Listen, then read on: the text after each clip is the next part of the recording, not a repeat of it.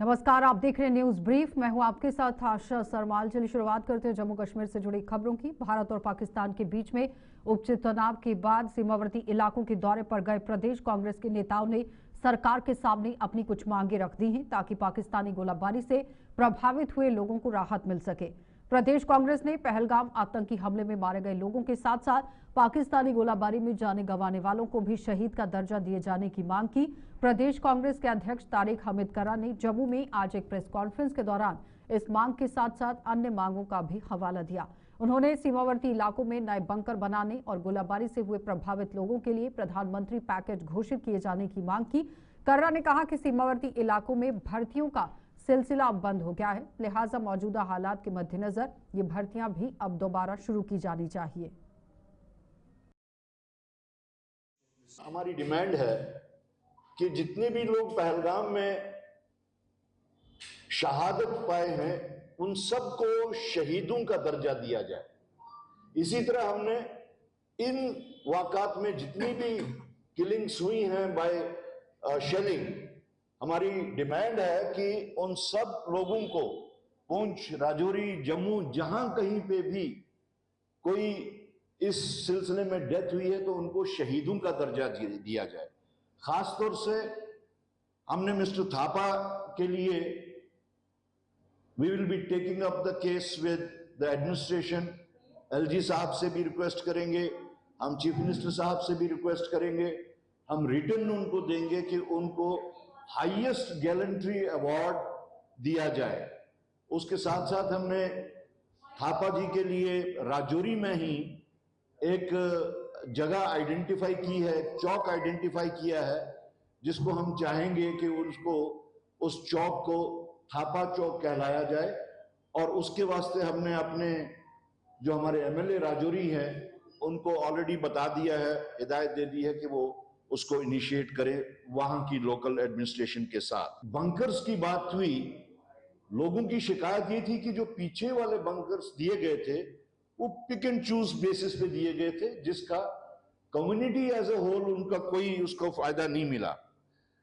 तो टोटलिटी में जो हमने वहां पे तबाही देखी, उसके लिए हमने सरकार से जो डिमांड की, जो लोगों की एक डिमांड थी कि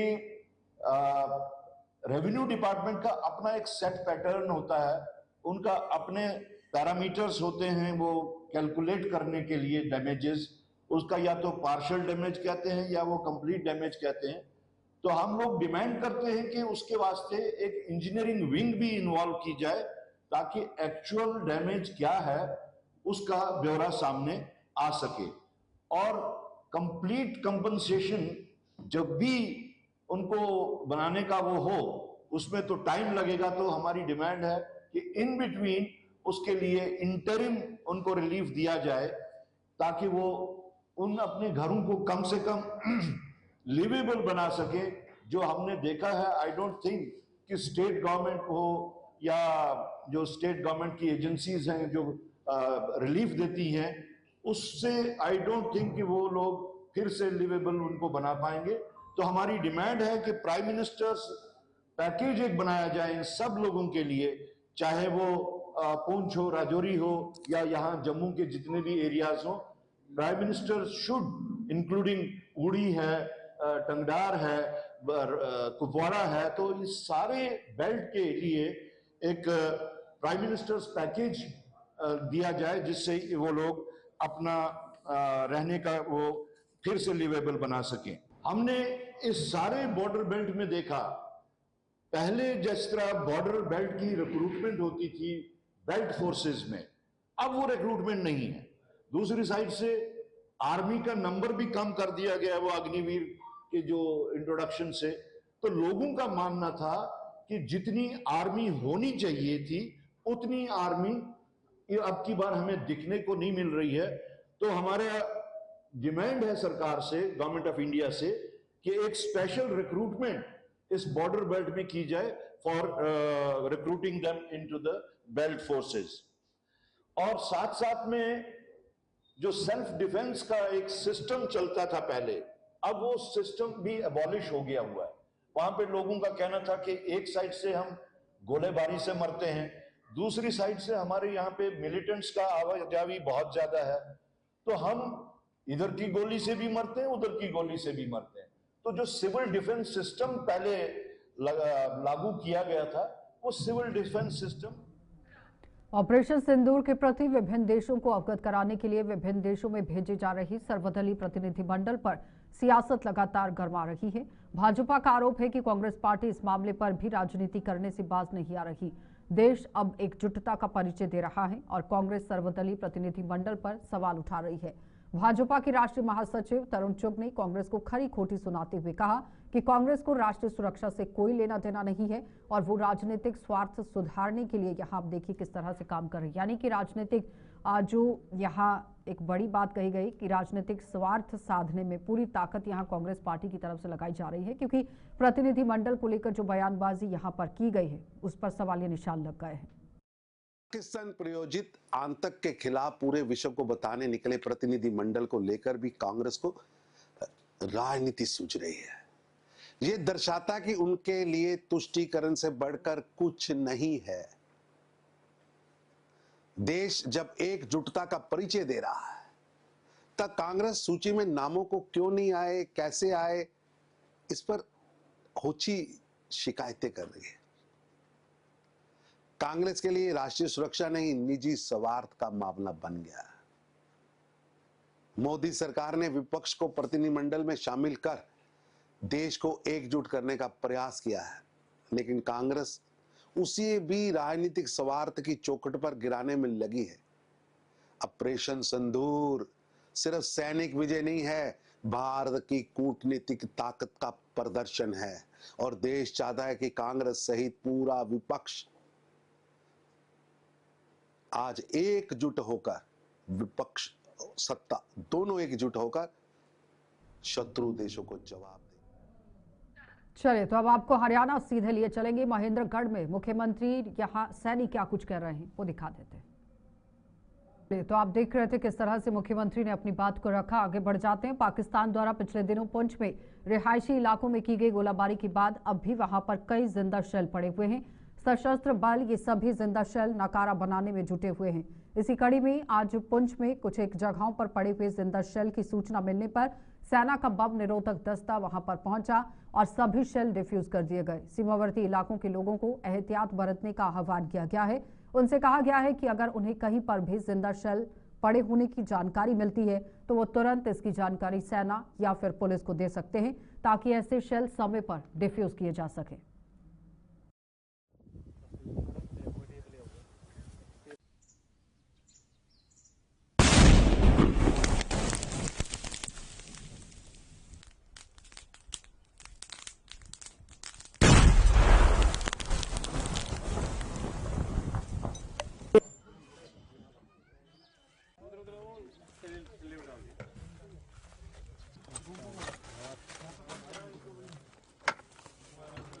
अभी हाथ धुलाओ, अभी जितने आप कर रहे ना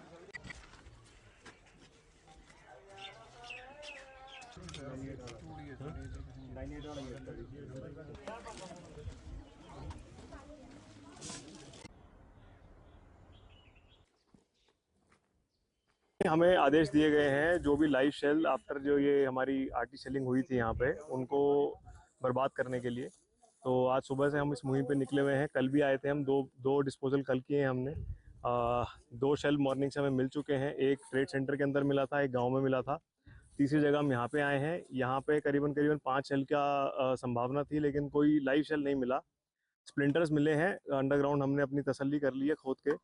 और इसके अलावा भी एक पार्टी हमारी और लगी हुई है, वो भी एक जगह पे नीचे हमें लग रहा है शेल है, उसका ट्रैजेक्टरी दिख रही है। वहाँ पे भी हम खुदाई करके अगर वहाँ मिलेगा शेल तो उसको भी बर्बाद करेंगे। सर, लोगों को क्या संदेश देंगे कि लोग छेड़छाड़ कर देते हैं? तो लोगों को यही संदेश है कि अगर कहीं भी आपको ऐसा कोई शेल या कोई संभावित शेल भी लगता है कि कहीं अंदर कोई गड्ढा दिख रहा है आपको आपके घर के आसपास, तो उसको ना छेड़ें, बच्चों को उससे दूर रखें और इमीडिएटली आसपास की पुलिस को और आर्मी जो भी है आसपास।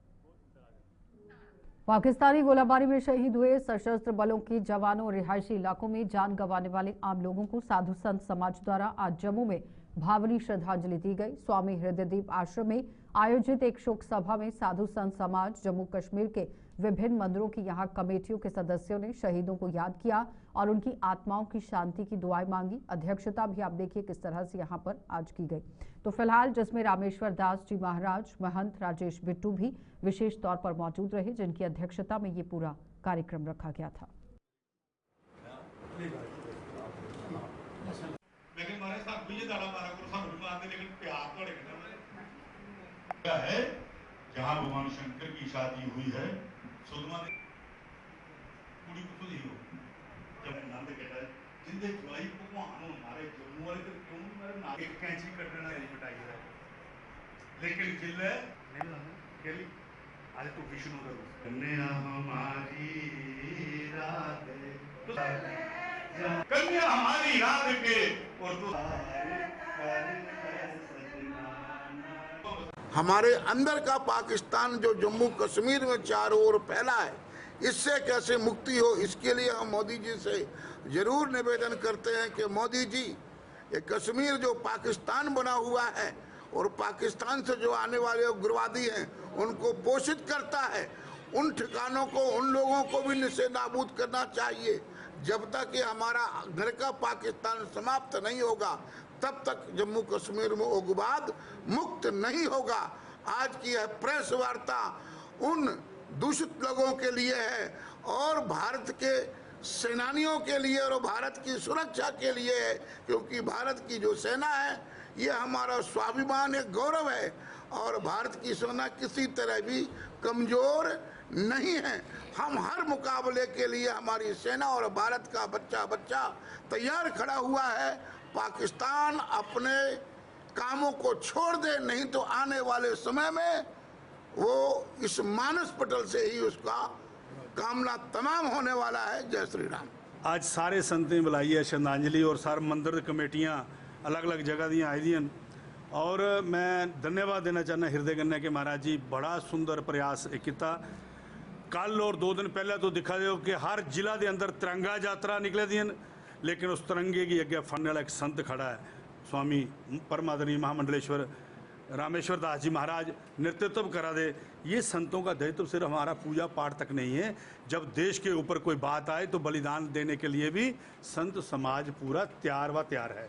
और आज का आयोजन उन लोगों को श्रद्धांजलि, जो लोग शरीर रूप से हमारे बीच में नहीं है, जिन्होंने अपनी शहादत पाई है, उनको श्रद्धांजलि देनी है। इस ऑपरेशन में हमारे कई जवान वीरगति को भी प्राप्त हुए हैं, उनको श्रद्धांजलि देने के लिए। और जिन सैनिकों ने और हमारे तीनों सेनाओं के सशस्त्र बल जिन्होंने इस ऑपरेशन को बखूबी संपन्न कराया, जम्मू कश्मीर के संत समाज की इच्छा हुई कि हम अपनी तरफ से उन सभी का आभार प्रकट करें और जिनको वीरगति प्राप्त हुई है उनको श्रद्धांजलि दें। जम्मू का संत समाज हमेशा ही देश की रक्षा के लिए अपने सैनिकों के साथ, अपनी सरकार के साथ एकजुट होकर खड़ा है और हम सब संतों का ये संकल्प है कि जब भी देश के लिए आवश्यकता पड़ेगी, तन, मन और धन तीनों से हम यहाँ तक कि अपने रक्त की आखिरी बूंद तक दे के इस देश की रक्षा करेंगे। किसी भी फ्रंट पर, किसी भी जगह, किसी भी प्रकार से हमको अगर देश को ज़रूरत पड़ेगी, हमने अपने सब शिष्यों को भी कहा है कि जब भी ऐसा कोई समय आए तो सबसे पहले और भारतीय मूल्यों को आगे बढ़ाने और मंदिरों का निर्माण कर सनातन संस्कृति को आगे बढ़ाने में अहम योगदान देने वाली अहिल्याबाई होलकर की 300वीं जन्म जयंती पर भाजपा द्वारा देश भर में कई कार्यक्रमों का आयोजन किया जा रहा है। इसी कड़ी में जम्मू में आज भाजपा कार्यालय में आयोजित एक वर्कशॉप में अहिल्याबाई होलकर द्वारा अपने शासनकाल में भारत को दिए गए योगदान पर रोशनी डाली गई। इस वर्कशॉप का आयोजन भाजपा की राष्ट्रीय महासचिव अलका गुर्जर की अध्यक्षता में किया गया था। अलका गुर्जर ने यह बताया कि अहिल्याबाई होलकर द्वारा शुरू की गई मुहिम को मौजूदा समय में प्रधानमंत्री नरेंद्र मोदी आगे बढ़ा रहे हैं। नरेंद्र मोदी अहिल्याबाई होलकर से प्रेरित होकर देश में कई सामाजिक उत्थान योजनाएं शुरू की गई हैं, जिनका करोड़ों लोग लाभ ले रहे हैं। उसमें डाल देंगे कि जिला के उस वर्कशॉप में कौन अपेक्षित होंगे। अधिकारी जो है हमारे कॉलेजेस हैं, हमारी बड़ी एनजीओज हैं, महिलाओं की बहनों की एनजीओज, बड़ी सेल्फ हेल्प ग्रुप है, मंदिर कमेटी है। सुधारों की जानकारी देने वाला व्यक्ति। इस तरह के वक्ताओं अहिल्याबाई सिर्फ एक शासिका नहीं थी, वो भारतीय मूल्यों को आगे बढ़ाने में, हमारी संस्कृति का पुनरुत्थान करने में, मंदिरों का निर्माण करने में, सांस्कृतिक हमारी एकता को आगे बढ़ाने और सनातन को जिंदा रखने का काम किया। तो पुण्य श्लोक अहिल्याबाई ने किया और आज उस परंपरा को आगे बढ़ाने का काम हमारे प्रधानमंत्री मोदी जी कर रहे हैं। चाहे वो मंदिरों के पुनरुत्थान का काम हो या आत्मनिर्भर भारत की परिकल्पना, वंचित को वरीयता देने का काम, हर उस वर्ग को विकसित भारत के संकल्प के साथ जोड़ने का जो संकल्प लेकर आज मोदी जी आगे चल रहे हैं, वो अहिल्याबाई होलकर ने महेश्वरी साड़ी का के लिए एक पूरा सिस्टम तैयार किया था, ताकि वहां के जो लोकल आर्टिसंस हैं उनको बढ़ावा मिले, लोग आत्मनिर्भर हो और जो वंचित वर्ग है उसको भी आगे बढ़कर मुख्य धारा में काम करने का मौका मिले। महिलाओं के लिए स्कूल कॉलेज खोलने का काम हो, उनको राज्य में भागीदारी देने का काम हो, उनको आर्थिक आत्मनिर्भरता देने का काम हो, ये सारा काम अहिल्याबाई ने शुरुआत की थी और मोदी सरकार महिला सशक्तिकरण में मील का पत्थर साबित हो रही है। इन सारे कार्यक्रमों के लिए आज यहाँ पर स्टेट की वर्कशॉप हुई है और ये अब डिस्ट्रिक्ट्स में भी होगी वर्कशॉप, और आम जन और विशेषतः हमारे बच्चे इस चीज को समझे कि भारत ऐतिहासिक रूप से, सांस्कृतिक रूप से बहुत परिपक्व और बहुत संसाधनों से भरपूर देश है और हमारे देश पर हमें गर्व हो, हमारे नेतृत्व पे हमें गर्व हो। इसलिए हम अहिल्याबाई जी का, उनके जीवन के बारे में, उनके कामों के बारे में जानकारी। हर साल की तरह आज भी विश्व भर में इंटरनेशनल म्यूजियम डे मनाया जा रहा है। इंटरनेशनल म्यूजियम डे पर जम्मू के मुबारक मंडी स्थित डोगरा आर्ट म्यूजियम में एक प्रदर्शनी लगाई गई, जिसमें खासतौर पर बसोली मिनिएचर और साथ ही साथ बसोली पेंटिंग्स को दर्शाया गया है। और साथ ही देखिए, आज के दिन डोगरा आर्ट म्यूजियम में फ्री एंट्री रखी गई थी, ताकि ज्यादा से ज्यादा लोग वहां पर पहुंचकर इस म्यूजियम में रखी गई धरोहरों की जानकारी हासिल कर सकें। म्यूजियम के ही यहां क्यूरेटर मुकुल मगोत्रा ने आज के इस कार्यक्रम की पूरी जानकारी दी है।